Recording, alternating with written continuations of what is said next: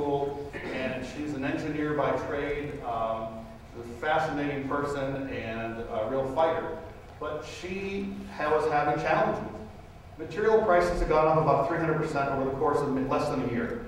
So suddenly everything you're buying is triple the cost. How do you handle that? Customer lead times. They were saying, Marge, if you don't get it to me perfect and on time, I'm going to go somewhere else. So it's a real challenge for her. Internally, when I met Marge, a lot of stress inside the company, a lot of kind of firefighting going on, not really sure what to do. What customer do I ship out today? If I do this one today, the other customer is going to be upset. You know, how do I manage this insanity that she was really living in? 50% of the companies in her industry in the last 3 years have gone out of business. They're gone. So she didn't want to become one of those people.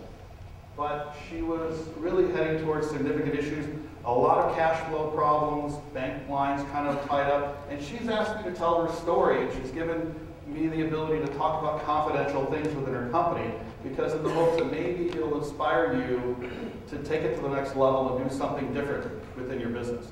But again, a lot of different challenges. Before I met Marge, she had a meeting with her CPA, her banker, and her attorney, and they all sat around the table and said, Marge, here's what you got to do. You have 3 choices. Sell the company now and get out of it before you lose everything you have. And basically get 10 cents on the dollar for the cost of business. Or just completely shut it down, and we'll liquidate the equipment, you'll pay back your loans, and you know those employees that have been with you for 20 years, they'll just have to go find them their job, and that'll be it. Or you can go try and fix the problems. And the fact of the matter is, she had been trying for years. She'd been trying to fix flat sales and firefighting and worker accountability issues, the tight cash flow, errors, mistakes, quality problems, production, miscommunication. And over the last 3 years, she had made very little progress.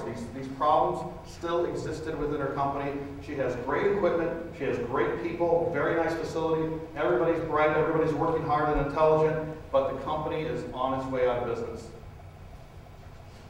So she said to her, do I really want to continue this way? Do I like it? A lot of heavy personal stress, frankly, tired of fighting fire, and she was really at a crossroads and like, what am I going to do? And Marge was just like you. She was sitting in a workshop a couple years ago, and that's when I got a chance to first meet Marge. She attended a WBDC workshop, and that's how we met. So this is going to be kind of her journey and her story, how she really turned it around, and you're going to be doing the same things that she did today. Okay? So she got introduced to this process called Cycle of Success. And it's basically a simple 4-step process. And it's organized and structured and easy to follow, but incredibly effective in terms of turning companies into profitable high-growth businesses. The first thing Marge did is look at finding the problems. What's really going on inside the company? We're going to talk about how to do that today. Solving the problems was another key issue. If I have a problem within my business, I need to figure out how to eliminate that problem and solve that problem. Assessing the solutions is, how am I measuring what's my performance within the company? How do I know if I'm heading in the right direction? Am I running east looking for a sunset? What's really going on here? Assuring a successful future was really cementing those things in so everybody in the company is on board to continually improve. And this is kind of a cycle. It keeps going round and around and around. Find another problem, go fix it. Find another one, and go fix it. Continuous improvement. Continuous improvement has been around for about 50 years. And it was first initially adopted and introduced by Dr. Deming and Dr. Schuhart back in the 50s. And it was brought to Toyota back then in the 50s when Toyota, Sony, and Honda really were unknown to the world. And they adopted the process of finding a problem within the company and going to fix it. And finding another one and going to fix it. And Toyota really made this part of their culture within the company. Everyone inside Toyota has the ability to find a problem. If they think there's a small improvement to be made, go do it. Let's see if it's working. If it is, let's get everybody to do it. So it really empowers people to continually to improve. So this concept has been around, and we've taken it to the realm of small businesses, where a small company with no money, no experience can do things differently and really have a very significant impact. So this is very much of a proven process, and we've taken the Schuhart cycle and the Deming's stuff and what Toyota Production System has been doing and applying to service, construction, retail businesses, and it's unbelievable what happens to companies. This is, again, a structured approach, scientifically designed. if you follow the process and do this and adopt this as the way you run your company, you will be more successful than you ever dreamed of. So, the first month that Marge went through the program, and it's a year-long process, so we're going to kind of chronicle her process. The first thing she did the first month was something called, and that's all woven into this first find the problems phase, the red phase. The first thing is, did a pit team. We're going to talk about what a pit team is. She did some surveys with her employees. She did the profit review, and she also did her business flow map. She did all of that in the first month. In fact, it only took her about 4 hours to complete this whole thing. So she had a very good idea what's going on. So the first thing that Marge did when she came to the workshop, went back to her office, we started working together. We spent an hour together. And we said, let's put together a pit team. And she assembled a cross-functional team within her company. She had about 25 employees at the time, and she now has about 35. But at the time, she had 25. And she got 10 of them together, different departments, different disciplines, some people that complained a lot, somebody from accounting, finance, engineering, sales, a kind of a 360-degree view perspective of the company, sort of a bit of a dream team, and put them together in a room for 1 hour a week for 3 weeks. And here's what we found. We found in excess of 100 different ways that that company could improve right now that would significantly impact the company. Every one of these sticky notes, that's David, by the way, that's not Mark. Every one of these sticky notes was identified by a person on the pit team, the problem identification team, as something important. It wasn't, we need to paint the bathrooms, or we need, a new microwave. Those things did not make it on the list.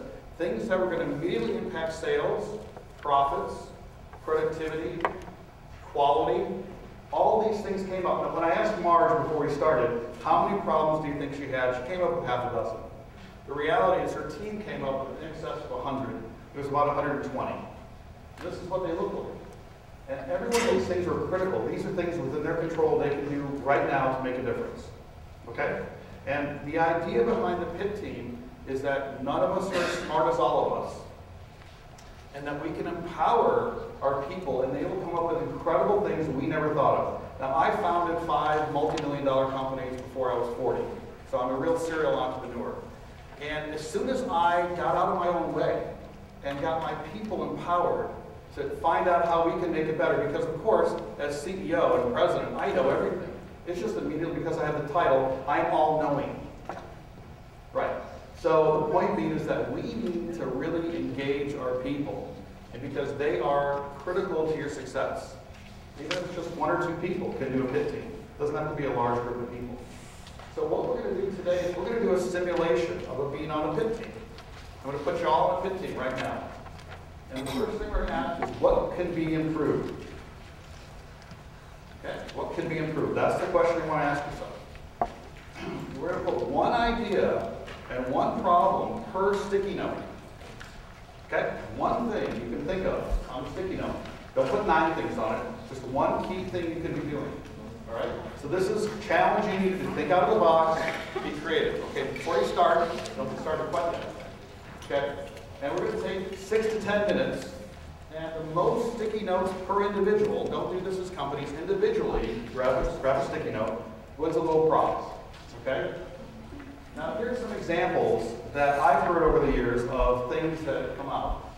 Less errors, less inventory, higher inventory turns, better capacity, more part ship, improve on-time delivery, less late orders, fewer missed opportunities, more customer service, higher average, less overtime, higher quality, faster receiving speeds, processing paperwork, more calls made, more appointments set, more presentations made, more proposals accepted, reduced canceled orders, fewer returns, improved cash flow, profit margins, fewer cost overruns, less complaints, defects, employee productivity, reduced rework, and scrap.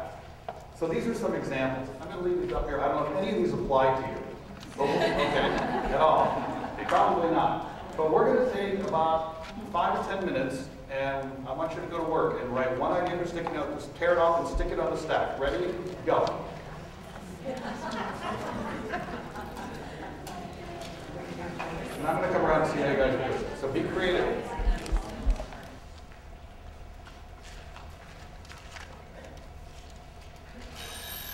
Oh, okay.